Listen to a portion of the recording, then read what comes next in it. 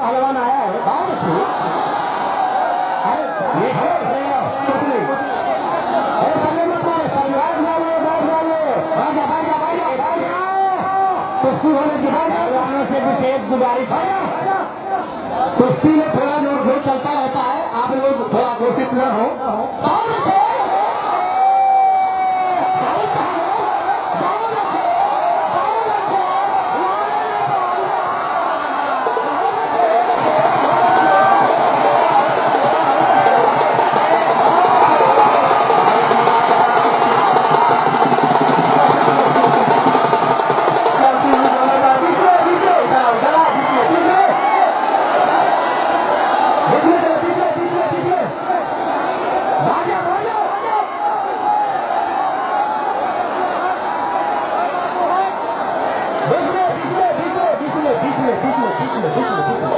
दोनों पहलवान अखाड़े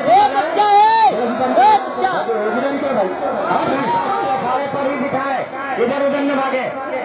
आप लोग थोड़ा शांत रहिए। बहुत अच्छे को सुना है, खोपड़ी फूट गए क्या? अरे कुछ नहीं है, कुछ नहीं है। आप लोग कुश्ती होने की